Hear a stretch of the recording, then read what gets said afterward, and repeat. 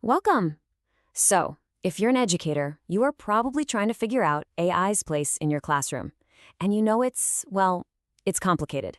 So much of the conversation gets stuck on policing and cheating. But today, we're going to explore a different path, a much more effective one. We're going to talk about how to build a bridge. But first, before we dive in, let's start with a really basic question. Something you'd think would be a total slam dunk for a powerful artificial intelligence. Can it do simple math? And I mean really simple math. Get this, an educator recently tested this out. She gave a basic sum, something like 100 plus 20 plus 13, to 3 different AIs. And the result? She got 3 different and completely incorrect answers. It kind of makes you wonder, right? If AI can't even handle third-grade arithmetic, what else is it getting wrong? And that really gets to the heart of the whole problem. Our expectation is that AI is this all-knowing oracle, a fountain of truth. But the reality is, it's a lot more like an agreeable, error-prone sycophant. And that word, sycophant, that is the key to understanding everything. So in the world of AI, sycophancy is just its tendency to agree with you, no matter what. It's programmed to be helpful and pleasing. So if you give it a truly terrible idea, like, say, help me write a business plan to sell ice cubes on a street corner in the tropics without a cooler, it's not going to challenge you. It'll just help you write the business plan. It puts being agreeable ahead of being accurate, and that can be seriously misleading. So this leads us to the huge, pressing question for every teacher out there. If the tool itself is unreliable, and the tools that are supposed to catch AI writing are also unreliable, then how on earth are we supposed to deal with academic integrity? The old ways, they just don't work anymore. And the answer isn't to be a better cop. It's to be a better architect. It's all about building a bridge that moves us away from this culture of policing and suspicion and gets us to a place where students are so engaged in what they're doing, they don't even want to hand their thinking over to an AI. So, how do we build that bridge? Okay, so how do we start building it? Well, the first pillar is what we can call the power of checkpoints. This is a strategy that redesigns your assignments to make the actual process of learning impossible to fake. Let's look at how this can totally transform a project. The old way might be giving a single big assignment, like create a stop-motion video. That's basically an open invitation for a student to just ask an AI to generate the whole story. But the new way, you break that big project into, say, 20 smaller lessons, one on character development, one on plot, one on set design, and at each stage you add a checkpoint where students have to show you their work. All of a sudden, AI is pretty useless as a shortcut.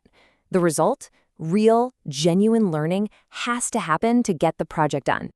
Now for our second strategy. This isn't about banning AI, it's about, taming it.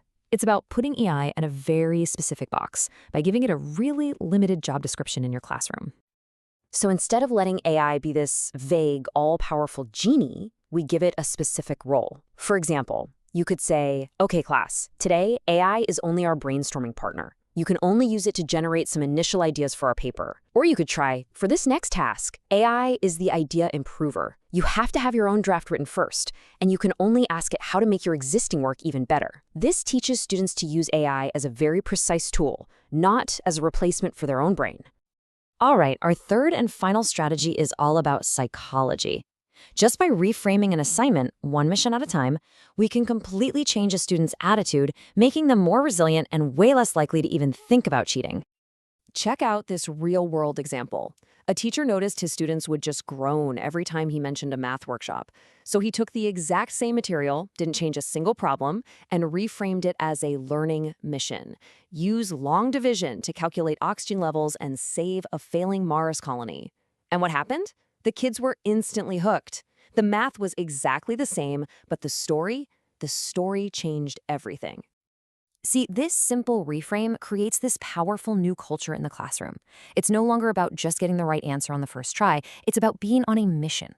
As one teacher put it, the kids started to feel like it doesn't matter if we fail, because just like the rockets, they need to fail for us to learn. When failure is just seen as part of the process, that temptation to cheat it melts away. Okay, I know what you might be thinking. Checkpoints, new roles for AI, learning missions, it can all start to sound like a lot, especially when you are already juggling so much. But the advice from educators who are actually making this work is incredibly simple and honestly pretty reassuring. You absolutely do not have to redesign your entire year. The advice is to just focus on one single thing. Your first step is this simple. Choose just one standard you have to teach. Then, design one learning mission around it. That's it. Treat it like a small experiment and just see what happens. The goal isn't to transform everything overnight, it's just to take that very first step. Because ultimately, building this bridge isn't about finding a better way to police a new tool. It's about finding a better way to teach a timeless skill, critical thinking in a whole new world. So, the only question left to ask is, what will your first mission be?